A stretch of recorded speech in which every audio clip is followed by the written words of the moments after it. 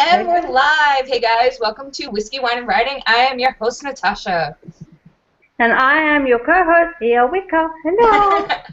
And today we have the most awesome Shannon from this most awesome site. Seriously, it's so much fun to go there because it's all about what we're talking about today, which is procrastination. This is Shannon from the Procrastinator. So, Shannon, tell us a little bit about yourself, who you are, what you do, all that wonderful stuff. Hi guys, thanks for having me today. So my name is Shanan, my blog is theprocrastiwriter.com, and other than procrastinating and wishing I was writing and coming up with ways to maybe start writing in 10 minutes, my day job, actually, I run social media for a hospital that's here in Connecticut where I live, and as far as writing goes, other than the blog, my favorite form of writing is actually essay. So although I'm dipping a toe into some fiction waters now as we speak, which is kind of fun, very scary to me because I've been running away from fiction for as long as I've been writing. So that's me. What else? I run when that's my favorite way to procrastinate and say I'm going to write later is be like, well, I need a workout first, and I'll go running and then come back and be now I'm too tired and then go to bed. So that's so funny because I'm getting into running. I'm getting a little bit farther each day, which is fun. Mhm. And it really does help to clear your head so much. And because I also work like on the treadmill and walk and type at the same time, but I find that actually going outside and just getting away from everything and running, it really does clear your head really, really well. Well, I've been putting off running now for 34 years. I just started, and I run with a Marine buddy of mine. So he's been helping me get farther and farther, and he was like, I know that you think you're going to die, but you're not going to die. It just feels like you're going to die. You're going to be okay. Keep going. I'm like, yeah, you're a Marine. It's okay. that's great though. But yeah, so I did mean to say Procrastinator before because I know I said Procrastinator, but in all fairness, we were talking superheroes before, and I could totally see the Procrastinator being like an awesome superhero for a comic. That would be great. He gets or either that or Supervillain against writers. That could be a thing. That could be a thing. Somebody needs to make a comic about the Procrastinator, and he is an evil villain against writers. I like this idea. I think that's a great idea.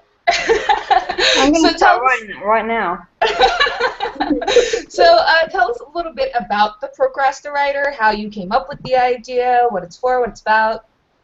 So after college, I went to college and graduated with a writing degree, and then came out of school super nervous. I had a manuscript that I was working on while I was in college, and I sent it off to a company, did all the regular manuscript preparation things, and sent it off to a company that was looking for unagented submissions, and never heard anything back. And after that, I sort of crawled into my hidey hole where I stayed for like 5 years and went, yep, clearly that's a terrible decision. So I was very fortunate. I got a job as a business writer and went, well, there's your writer title. You're done. You checked the writer box, and now when you're done, you can go home and play Candy Crush and The Sims and whatever.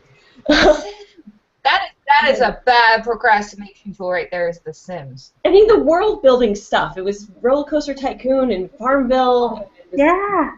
Yeah. I love all those things. So anyway, I would have yen to write, and it would rear its ugly head on occasion. I get halfway through, like an essay. Get halfway through something and go, hit the mushy middle and then just peter out and be like, oh wait, I write 8 hours a day. I'm good. I don't need to do this anymore.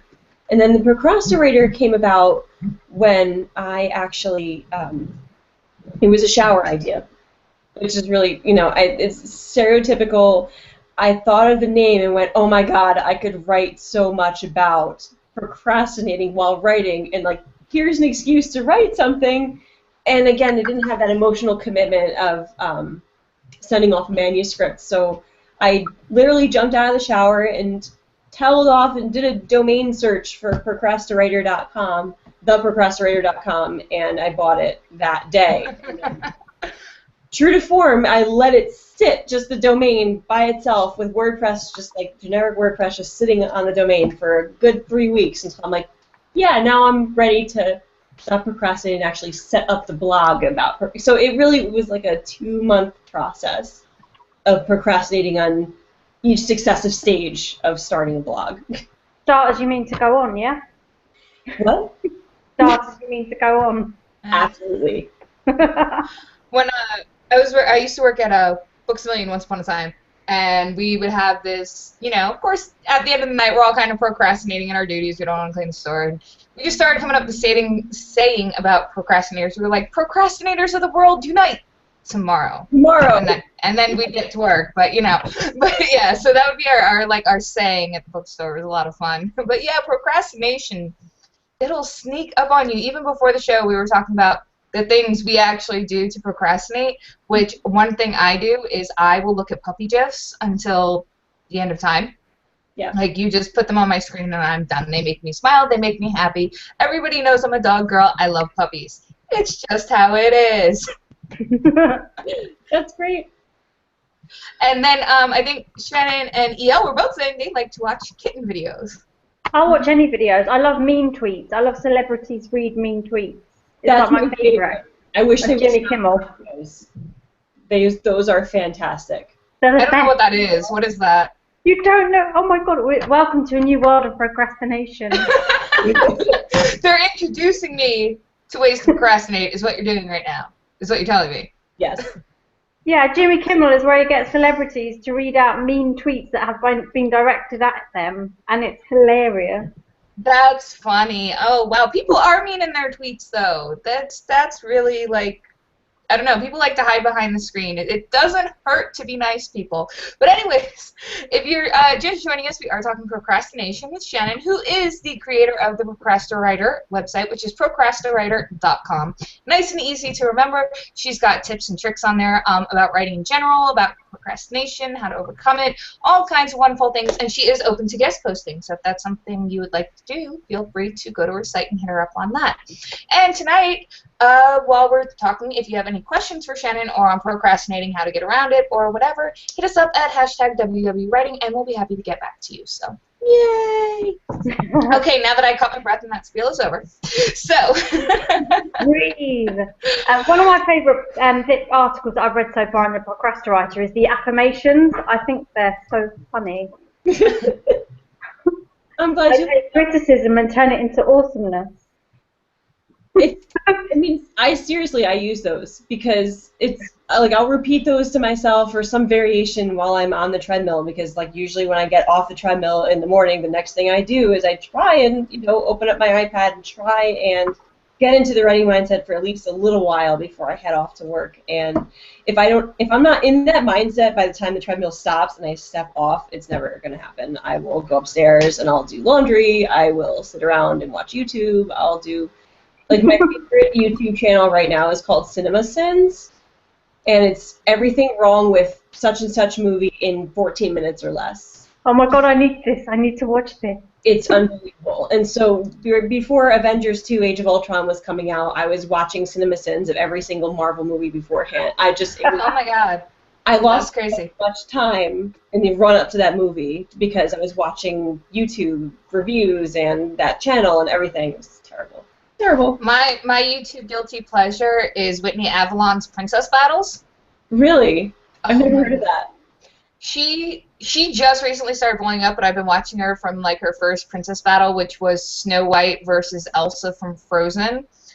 And now she's getting like these huge celebrities, like Sarah Michelle Gellar was Cinderella, and not this one, but the one beforehand. And oh my God, I can never remember her name, but she starred in Chuck the Blonde. Mm-hmm. She was just Khaleesi in this most recent one. So, like, it's just blowing up left and right. And they're really funny. They're really great. I love Whitney Avalon's Princess Battles. I could watch those all day. So I like the one where it's Princess Leia versus Galadriel from... oh, my God. I can't think tonight. It's okay. But, yeah, Lord of the Rings. There we go. So, yeah. But, no, that one was really fun, too. And, yeah, that's one of my procrastination. I like to watch parodies. Like, the Supernatural parody is great if you haven't seen it. By the Hillywood people, go see it. It's great. I will mark that down and wait down too. So, yeah, I like parodies, and then there was also the adult Wednesday Addams that they just recently pulled. I guess I don't know why. There's a whole controversy around that, but there was like this adult parody Wednesday Addams thing that just got pulled off YouTube. But it was really funny. It was great. So yeah, see, we all have our procrastinations. And YouTube seems to be the biggest one. Yeah. So I think we should come up with our own affirmations. we should. We should, yeah. Why I've are made you one. putting me I've on the done one spot when I already. can't even remember While Lord of the you Rings? while you were waffling, I wrote one. Well, what's yours? Mine is millions of people will read my book. I like that. Nothing wrong with that. That's not fair because I was talking and you got to think about one while I was talking. So that's I not know, fair. right? She's like putting me on. I couldn't remember Lord of the Rings and you're putting me on the spot. Really? I see how it is. I see how it is. So while I think of an affirmation here at some point, do you have any advice for people to kind of get around their procrastination, to write more, watch YouTube less? So I read an article not long ago that was talking about procrastination as part of a personality type, and so not necessarily type A versus type B, but people who procrastinate and then maybe contrast it against everyone else, or people who rush into stuff maybe. And so I think one of the things I've learned through writing the Procrastiwriter, because I started with a lot of really grand ambitions, how to, dive right into the writing mindset, even if it's for 15 minutes a day. And that stuff works for me, but I think that the more that I go through, the beginning stages of my writing career, I'm trying to work with my tendency to procrastinate instead of against it.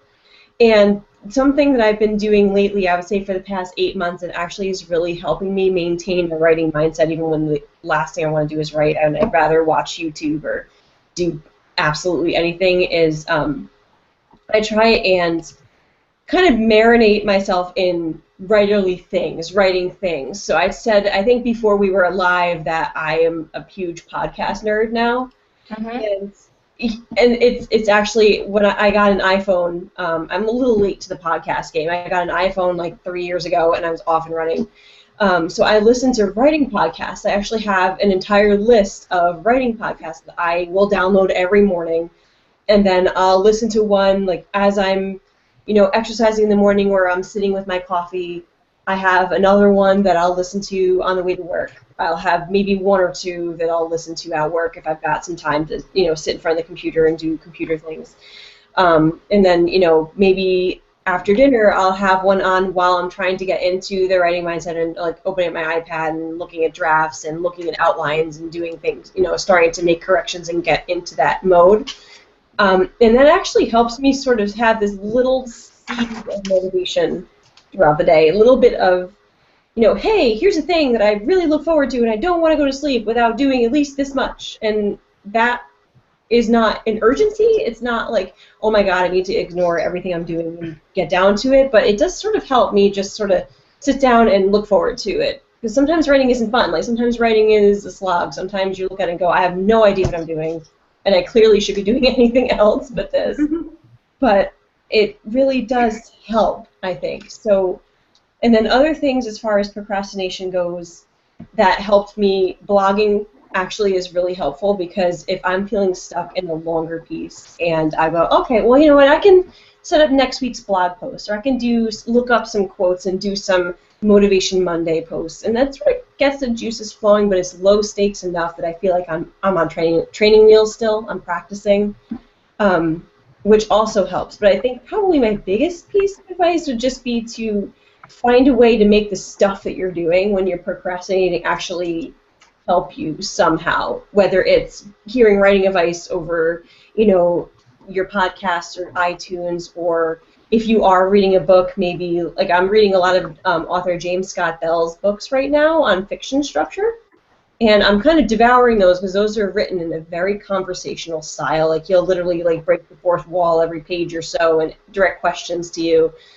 And if I have that, if that's always sort of the frame of my day or the background of my day, I stay in a writing mindset, so it's not so jarring the shift. So I go to my day job, and then I go home, and then I make dinner, and I'm like, okay, should I put my writing hat on now, or should I just go to bed?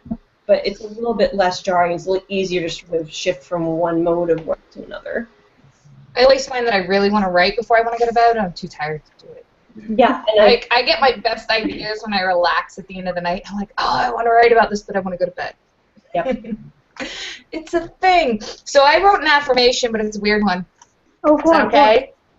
So I go, here's my affirmation, guys. I'm going to defy the supervillain procrastinator and finish this book so I can earn the key to the city and use my novel to show other writers they too can defy the procrastinator. Does that work? I like it. All right. Can you like memorize that and like repeat that? I don't like it Oh, thanks. because it's better than mine. Yeah, no. Did you not hear it, Shannon? No, I heard it. I was gonna say, could you repeat it to yourself? Because if you're not going to, I'm gonna steal it. Oh, okay. I was just making sure, because yes. See, I'm glad you guys like it. Yay! All right, so there's my affirmation. Nice. I did it. Very nice. See what happens when you force me to do things, EL? Stick the tongue out. I see all this.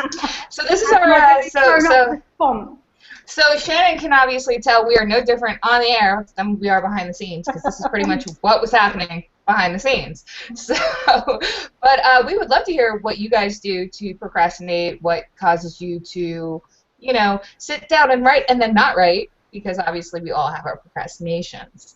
So you do have, though, your Motivation Mondays on the site. Mm-hmm. So what are those about?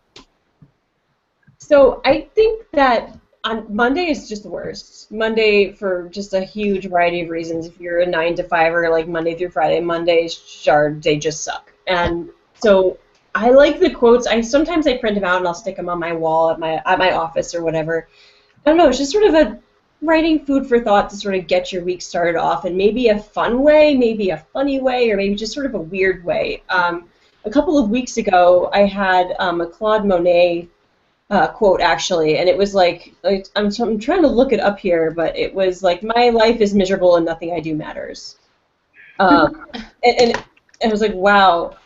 And okay, let's see, there is no such thing as failure. Okay, Claude Monet, my life has been nothing but a failure. And I think that sometimes in the blogging universe, and I love blogging and not knocking my fellow bloggers at all, but there's a lot of positivity, and that's awesome. But sometimes you maybe need somebody to tell you that, hey, sometimes you're going to feel like a failure, and that's okay. That's part of the writing process. It's not necessarily connected to anything in reality. So if you're saying, oh, I don't know if I'm going to give it a go this week, maybe I'll take this week off, maybe I don't feel like writing right now, that kind of demotivational stuff I find is kind of relatable. So that when you do get back to writing, you're like, well, if Claude Monet thinks he's a failure, then I think I can do this. I think feeling like a failure is probably pretty normal. So I don't know. That was sort of the idea behind that. I hope it works. I don't know if it does. Sometimes I think they're more effective than others, but and then. I think that's really cool. Do you have a favorite quote, or is like the Claude Monet one your favorite, or?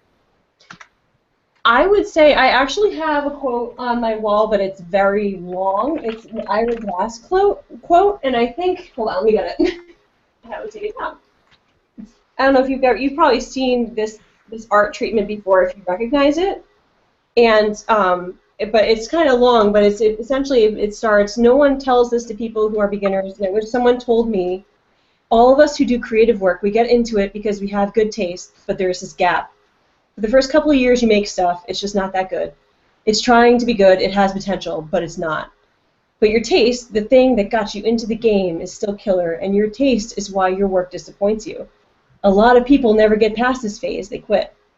But most people I know who do interesting creative work went through years of this. We know our work doesn't have this special thing that we want it to have, and we all go through this. And if you're just starting out or you're still in this phase, you've got to know that it's normal, and the most important thing you can do is do a lot of work. Put yourself on a deadline, so every week you finish one story. It is only by going through a volume of work that you will close that gap, and your work will be as good as your ambitions. And it took longer to figure out how to do this than anyone I've ever met. It's going to take a while. It's normal to take a while, but you've just got to fight your way through. So That gave me goosebumps. Yeah. That's awesome. That is amazing. I want a copy of that. Where did you get that? I need one of those in my life. Google Ira Glass, fight your way through. I think you can find it. And then you'll actually get, I just printed this out like on printer paper, but it has like a nice font treatment. in there. So it was, I just looked on the wall, I'm like, yeah, I want that in my office. Do you know what else my new procrastination is? Have you guys been on Etsy and seen those dictionary pages where people are doing artwork on the dictionary pages now? Whoa.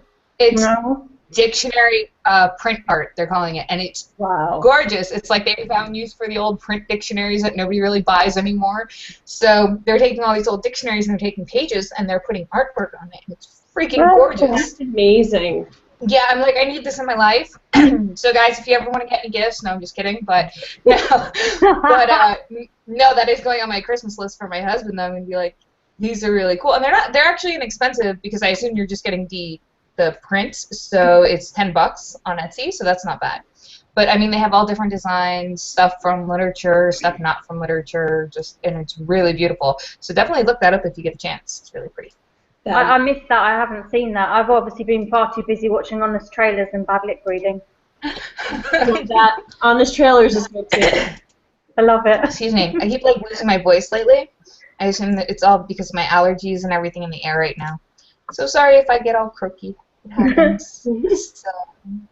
So, do you actually find though that the Procrastiwriter working on the site can be a procrastination for your other writing? Absolutely. I fall into this trap in one of two ways, and I think a lot of writers who have not just like long-term projects, but projects that do every day or every week.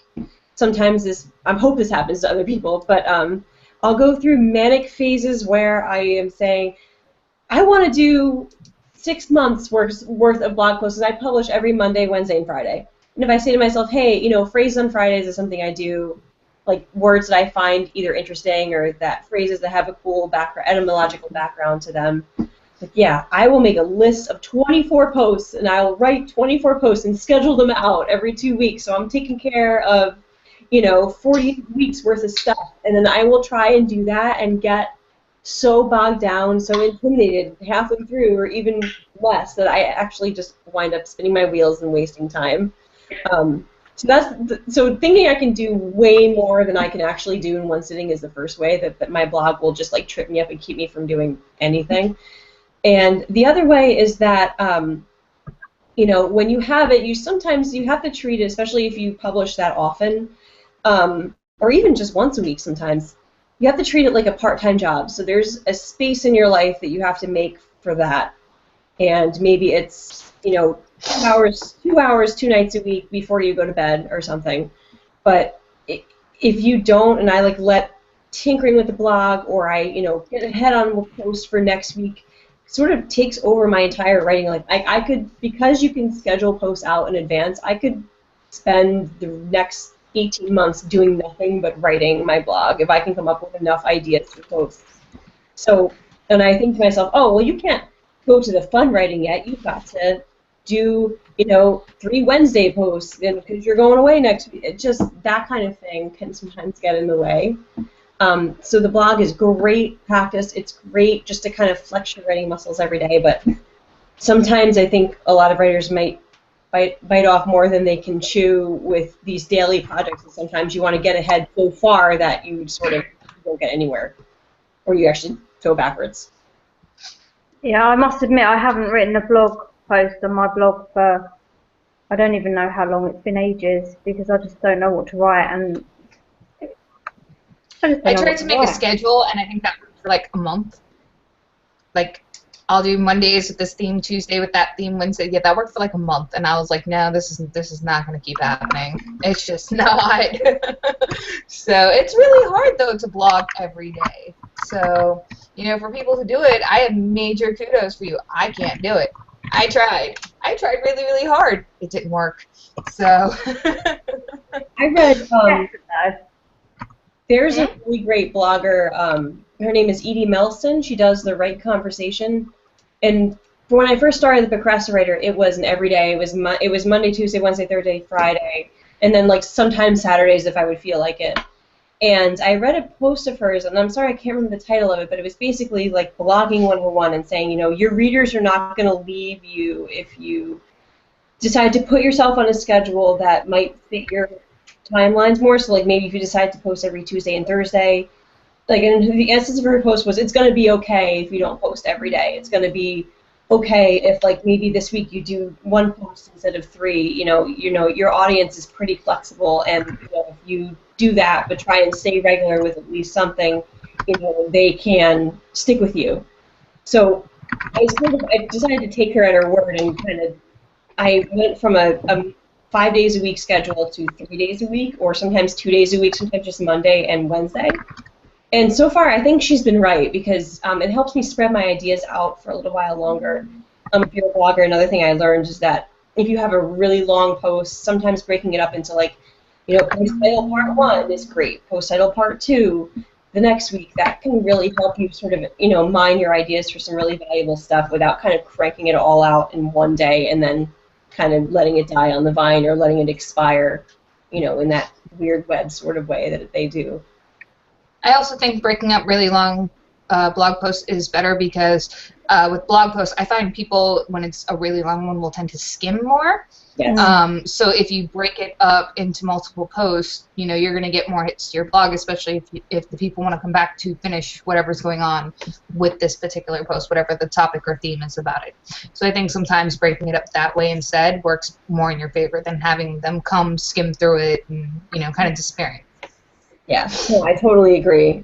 That's another thing I try to do for skimmers is I do a lot of subheads. Like I'll do like an H2 tag in every paragraph or two, because when I read blog posts, I will skim up and down and decide whether the heading looks like the blog post is going to be promising, and I will totally judge and leave a blog post if I don't see that, or if I see huge blocks of text, I can't read through it. Maybe it's just because I'm looking on a tiny screen, but it's hard to read, so I try and break it up to make it easier for people who just sort of skim in like that F pattern, bottom to top or top to bottom and like left to right, and that's it. Mm-hmm. So what are your ultimate goals for writing that you're trying to achieve, that you're working through all these procrastinations to achieve? So I think I have that dream that a lot of other aspiring writers do. I would like to do it full-time. Currently, right now, I do it part-time. I do it for love. I do it for fun. As a business writer, and now with what I do is a little bit more social media management, but the same thing. Someday I would like to be a novelist. I'd like to be a writer. I look at the careers of. Are you familiar with Joanne Beard or Scott Russell Sanders? I think they're both professors of writing. It would be really great. I think if I had a pipe dream, would be to go back to school, get my MFA, and teach. Actually, I had a really great undergraduate experience in a writing program, and that would be probably my dream, would be to go back and teach writing in some capacity, maybe even writing in the digital age, writing for the web kind of thing. But that's awesome. Cool. So if you're looking to be a novelist, what kind of novels do you want to write? See, that's the thing. I fight with myself about it, because the fiction piece that I'm outlining, it looks like it's going to be novel length, but it's not at all the genre that I thought I was going to write in. That happens to everybody. It's the weirdest thing. I spent a long time running from fiction going, you know what, I just can't make up stuff. I am an observing writer. I write what happened to me, but I don't make anything up. And then I had a couple of ideas that seemed to coalesce together really well, and just on a whim I started. And it looks like it might actually be more straddling the line, I think, of literary and thriller, actually.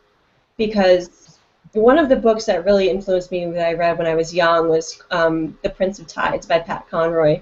Mm-hmm. And his books evoke a huge, big, brash sense of place. All of his books are set in the South, and most particularly in South Carolina. And I've never been to South Carolina except, traveling through it to somewhere. But I feel like I know that place. I feel like that place is part of who I am, and I've never been there. So I wanted to give readers a sense of place for where I grew up, which is, no less colorful. I grew up on the Jersey Shore. And there's a lot, I think, positive and negative to be said about the Jersey Shore. And so the novel length that I have is actually set there about someone who has never seen this place that turns out to be her home, and she learns about it as like an outsider would. And that's something that's important to me, and I'm hoping that would show through in my work. But where Jersey are you from? Where in Jersey are you from? What area? I'm from right outside of Toms River. Okay, yeah, my husband's from Browns Mills. That's what I was asking. Yeah. So Yeah. that's not far. So he took me up there 2 summers ago to kind of see his old stomping ground and stuff like that, because we live in South Florida. I grew up in Florida, so but I just like when people are like, oh yeah, I'm from Jersey, I'm like, oh, what part? My husband's from there. Okay, see, off topic, tangent, sorry. There was something on your website, actually, the Procrastiwriter, that caught my eye, and that is, you know you're a writer if. And partly because me and Tasha were having this conversation about 2 weeks ago, and this is the one that caught my eye, because it's so true for every writer that I know.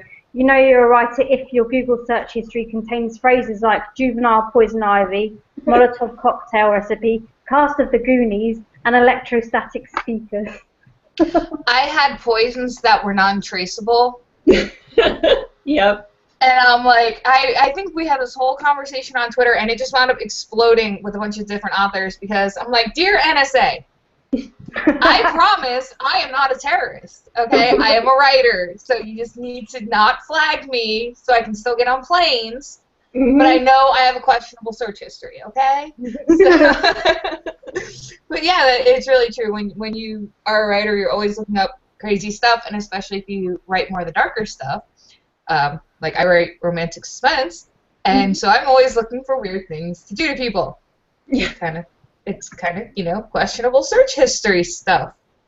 There should be a search engine for writers that's untraceable or private. Yeah. That, you know, you can make searches like this and actually get real results, and just, you know, they fade away into the ether like Snapchat, just, you know, untraceable. I agree. So because it's like, and then sometimes you really are looking up something and you get thrown into the weirdest sites that have nothing to do with what you're searching. Yes. But people apparently have weird thoughts. And I'm just like, how did I get here? What just happened? Backing away slowly. So, but I mean, it's true. Like, even on some of those poison sites, I went into some weird places, and I'm like, how did I get here? What's going on? Because I'm the type of person who will just sit there, and I'll go to Google, and I don't necessarily read all the search results. I kind of read a line or the title, and I'm clicking it into a new tab, and then I'll just go through all the tabs once I have enough open. I'm not patient. I don't just do one at a time. This one here is going to sound better if I read it out, because it's got the word arse in it. And it's, if you've never experienced if you've ever experienced writer's arse and profound exhaustion at the same time. I've got writer's arse right now. Yeah, me too. Sorry. Yeah, I was writing earlier today, and then, like I said, I fell asleep for like an hour, and I'm like, how did this even happen? Because it turned into me sitting down with my dog for a minute. I think I'm getting sick. And I was sitting down with my dog for a minute, and then next thing I knew, it was like, oh, crap. Show's going on in an hour. I kind of need to get up. So I was rushing a little bit before the show. See what happens. But yeah, no, I love it. Like, where do you even come up with the ideas for the website with different things? Are these, like, all true for you, things that you write about, or do you kind of, like, scour the internet? Where do you come up with all your topics? I think that for the most part, I mean, I look on the internet for things like the quotes, or, you know, I will look and I'll cite sources much more credible than me for things like Phrases on Friday, but for these, like, more meaty Wednesday posts, it's all stuff that either happens to me, or that I wish would happen to me, or that I feel like complaining about today. I think probably my favorite post that I've written so far on the site, there are 2 of them, and the titles are basically, Your Feelings Are Stupid. I love that title. I think it's like something like Your Feelings Are Stupid, Part 1 and Part 2. And the idea is basically that I'm always sitting there going, how can I make myself feel like I want to write, so that, you know, I just flip from one thing to another like a happy puppy, like, I want to do this now, because it just would make it so much easier if you didn't have to convince yourself mentally all the time. But so I wrote a bunch of posts about ignoring your feelings, because all they are telling you what you're feeling. They're not telling you truth. They're not telling you the way things ought to be. They're not really giving you an accurate picture of what kind of what work is going to feel like. So it's mostly just stuff that things I'm trying to knock down that week, or things that I've heard other people complain about, and I think, well, how would I solve that? And then, try and play off of things that are going on in my life. for a while, earlier, I think the first 6 months of the blog, I was doing a thing. I had a long commute at my prior job, and so I would have to get out of the house 7:30 in the morning. So I would get up at like 5. I would write for an hour, and then I would go jogging, and then I get ready. And I wrote about like how I managed to like walk myself back to 5 a.m. because I'm not a morning person. I'm not even like a night person. I'm like a 11 a.m. person. Like I like lots of sleep. I'm like a ferret. And so how to walk yourself back with the alarm clock to 5 a.m. and then how to actually kind of convince yourself to get up. And, you know, for me it's coffee. Like if I have coffee brewing and I smell it, I'll like float downstairs, you know, like drawn by the scent of coffee beans. And then eventually I'll get into writing. And then eventually I'll do the thing that I like the least, which is, you know, running on the treadmill or whatever. So really a lot of it, I think the theme that goes through all of it is just mind hacks in a way. Mind hacks to, you know, kind of get you into the mode of being a writer and treating writing like a job and treating it like a calling and not like, oh, this is just a, you know, hobby thing that I do sometimes when I feel like it. It's just kind of getting you beyond the when I feel like it. Or getting me beyond it. I hope it helps other people. It's just, for me, I need a lot of convincing, I guess. I procrastinate much more than I do any actual work. Now, have you tried like self-imposing deadlines, like I have to get X done by this time, and does that work for you or not really? I think it does because I'm not type A about a lot, but I hate breaking my word to other people when I say I'm going to have something because I feel like in a way that's just such a stereotypically writerly artist thing to do. Like, oh, writer's block, I'll have it to you next month. And so whenever I pitch articles and essays and posts for guest blogs, I'll always say, hey, that's great. When they've accepted my pitch, I'll say, great, I'll have this to you by next Sunday. Is that okay? And so I'll set that date, and I'll be like, I'll have it to you. Even if they're really relaxed and lenient, then, you know, if I say I'll have it to you, then it really bugs me to break it. So I've done, like, all-nighters, which is so weird when you've been out of college for a long time, but yeah, I have to. And so self-imposing deadlines is actually one of my favorite ways to get stuff done on time, especially if I'm in a writing rut or I haven't had a lot of work in a while and I'll pitch something on spec, so I don't have it written yet, I just have an idea that I'm pretty sure is going to work, and that forces me to finish it. Like, it forces me to deliver it, and, you know, getting forced to finish something really lets you prepare and practice doing that and doing that more often and knowing from the start that you can finish something. So have you, if you had to give somebody one tip on imposing deadlines and how to keep it, what would you tell them?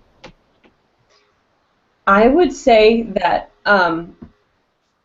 first, in the pitch, like I just mentioned, set the deadline yourself. So even if the person you're pitching to, like let's say a guest blog, is super chill, and you're like, oh yeah, you know, this week would work, but you know, next week's good too. Like, don't fall for that. Don't listen to that. You know, that's cool. I'm gonna have this to you by Monday evening. Is that okay? And then they, oh yeah, that's great. So they know, you know, that they've heard you. And from there, I would maybe set a schedule, say, hey, you know what, I want to finish my writing by Sunday morning to give me some time to, you know, walk away from it and then review it and have it ready to go and copy edit it and then proofread it and get it in. So I would say setting the deadline with the person you're pitching to, and then once that happens, sort of mentally moving your own finish line maybe 18 hours beforehand to give yourself some time to review. And then for me, I blow through my own little tiny mental deadline, and then, you know, once I'm actually working up to the deadline I've told somebody else, usually I skid in right under the wire, but that's if I didn't do that, it would be days later. Hey, it's before the wire, that's what matters. So actually I found one of the articles that says how to make writing time magically appear when you're pretty sure you have none. And I think a lot of people say that they don't have the time to write. They can't find the time. They have too much going on between work and kids and school and this and that and that and the other thing. So how do you think, you know, people can get around that? Do you think that they literally have no time in the day, or? So the only caveat I will say is that and I think I may have said this in that blog, is I am not a mom. And so I understand motherhood is a little bit different in that, like, you mentally, your brain is always kind of split. Like, you're always worrying about someone else's well-being. You're always, like, you're always on, in a way. And so I think for for moms, it might even be more difficult to set aside mental time, even more than physical time.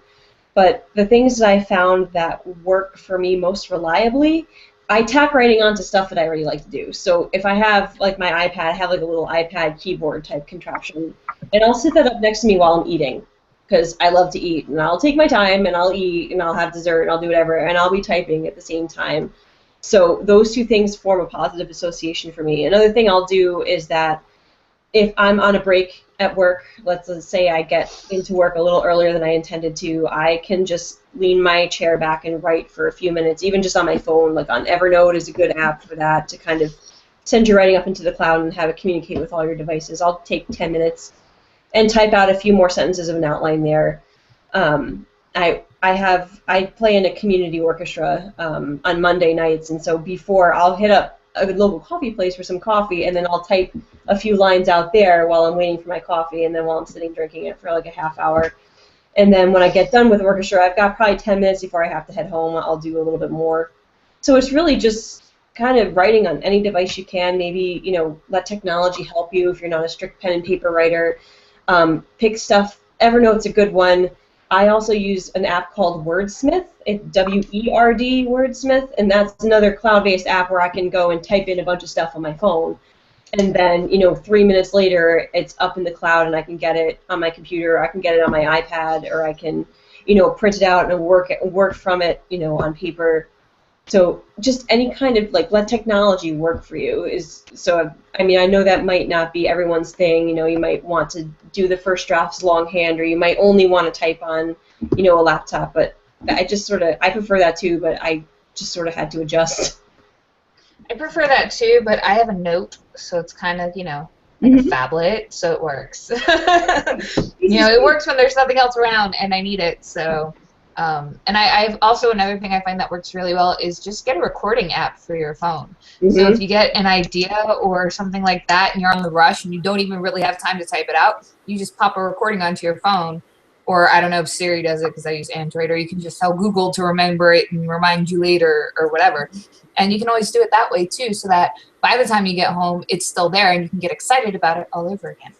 My phone's really cool. It's a Galaxy, and I just say, "Okay, Google, add memo." Then I speak the memo, and it adds it to Evernote. I think that's amazing. I don't even have to write. I didn't know it did that. I really didn't know it did that, because I don't really use Evernote. I always found it to be more of a pain in the ass than anything. Oh, no, it's so simple. Well, I have a Word app on my phone, so I sit there and I'll just type it on Word, and then it'll go right into my cloud so that I can open it over here, and then I'll take it out of Word and put it in Scrivener, because I prefer Scrivener to everything, but they don't have apps for it yet. They need to get on that. Evernote has this cool thing where they'll actually transcribe it for you. So I think you can take a voice note, or you can just speak with just your iPhone or your Android, your microphone on the keyboard, and then it'll transcribe it. So it'll look a little funky, but then when you're listening to it at the end of the day, you don't even have to. If you're with other people, you get to look at what you said instead of even having to listen for it. So I'm the world's slowest transcriber ever, because I used to take voice notes when I was in the car. If I had an idea, while I was listening to the radio and I was driving, I would grab my phone and just hold the home button and talk into it, and then I'd be like, what was I saying? This doesn't make any sense. So yeah, wait, what did I do here? Sometimes I have that problem just with sentence I wrote in a story, and when I go back and edit, I'm like, I have no idea what I was saying here. What? Yeah. Huh? This sounded like music to my ears, and now it sounds like crap. This is I have literally looked at my manuscript, and I will look at a paragraph and I'll be like, was I drunk? What did I do? Apparently the keyboard gnomes jumped on and just started tap dancing all over my keys, because this makes no sense. So but yeah, no, I really think there is a lot of great advice on your blog. Like I said, I saw it and I was reading it, and I just thought it'd be really cool to have you on the show, because you do have all these great, motivations and tips. And I love the conquering your inner critic thing, because I think we all have that voice that can add to procrastination, where it's, I'm not good enough. I suck at this. This is never going to make it anywhere. This is not going to happen for me. And because we kind of get down on ourselves, I think that's another reason we kind of actually walk away from writing something and start watching the videos or the puppy gifs or whatever. I mean, what would you say to somebody who's kind of like so hard on themselves that it keeps them from actually writing? I think that this is just sort of to relate it to something that I have been through also, is I have this thing where every idea that I have, I pass through a period of absolutely hating it and thinking it's the worst idea I've ever had, and why would I go down this avenue instead of like 5 others that probably will work better. And when someone is so down on themselves and thinking, okay, I can't do this, I don't know why I signed up for this, this is terrible. I think it helps to know that almost every writer that I know has complained about exactly the same thing. I mean, I think the phrase mushy middle, for those who are novelists and writing novel-length things, was invented for that feeling that, you know, when you're so excited about an idea and this is great, and then you get through Act 1 and you're like, okay, now my character has to just do stuff. They need to do stuff right now. Just sit here, do stuff. I like that. How do I like this period of him or her doing stuff, and then other characters doing stuff that how is any of this believable? It's just no, but that can be a problem in the middle. You're right that you know what plot point you want to happen, but sometimes getting there, you're like, well, you're not there yet, so you have to do something to get there, and you have no idea what they're going to do to get there, but they have to do something.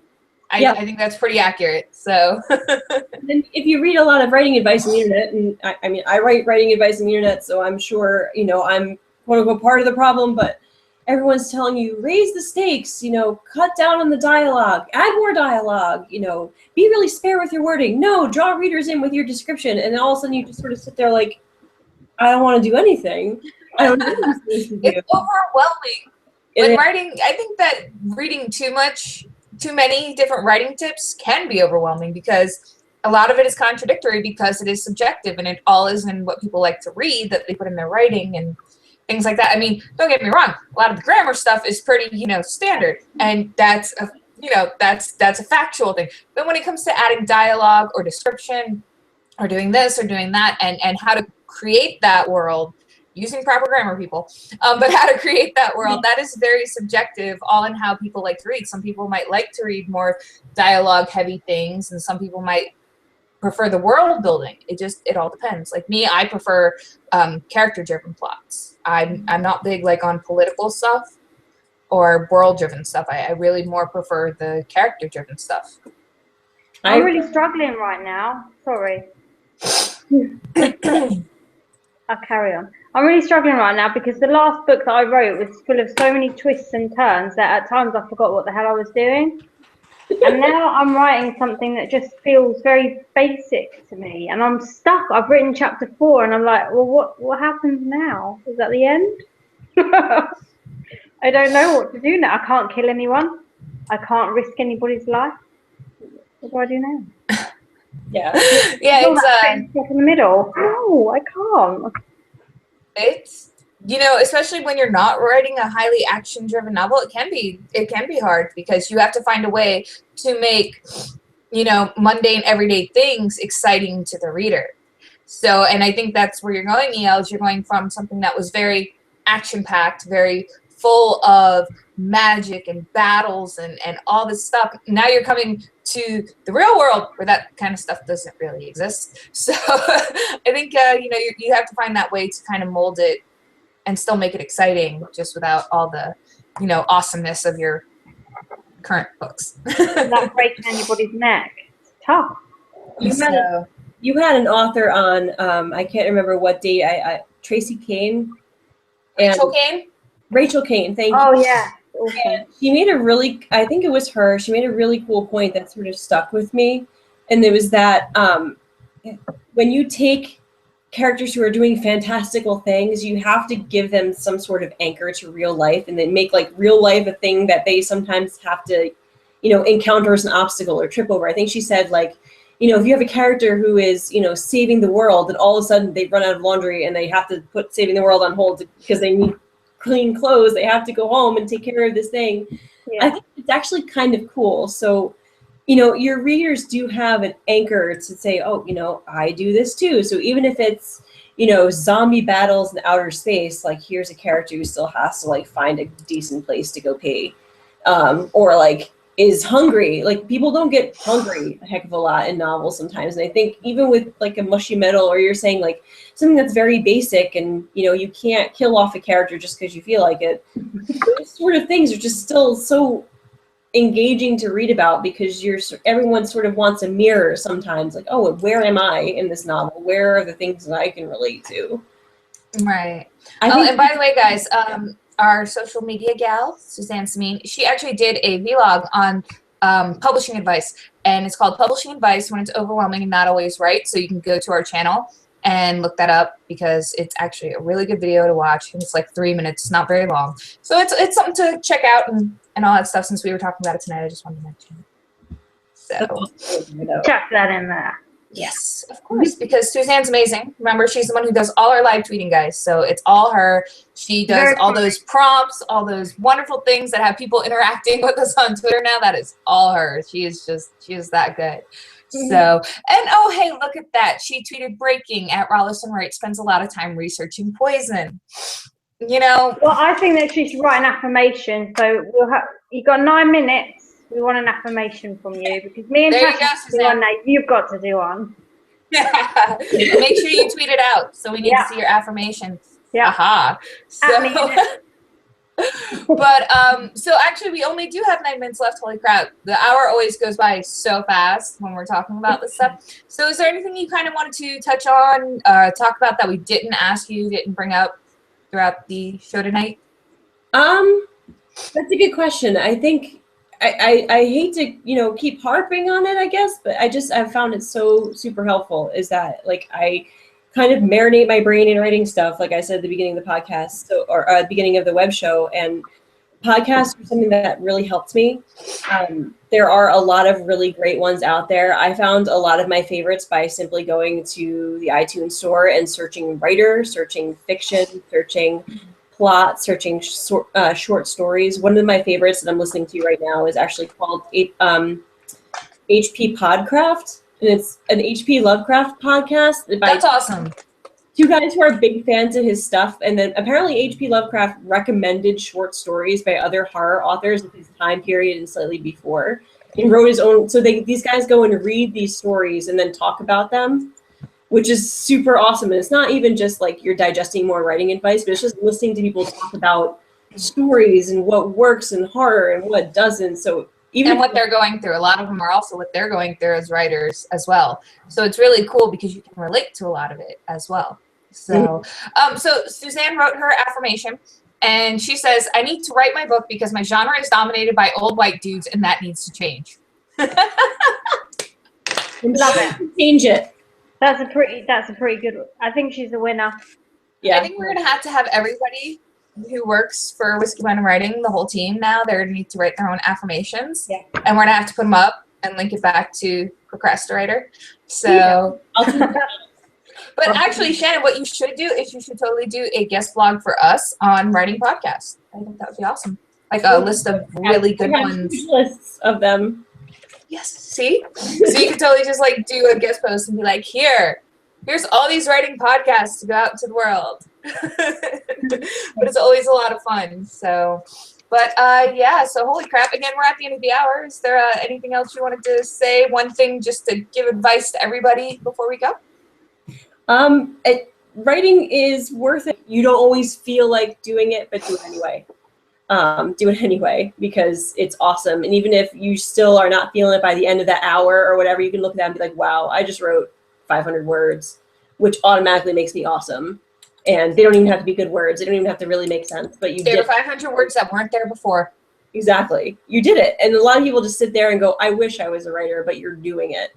And that's like if you're a runner, you're still lapping everybody on the couch with how slow you go.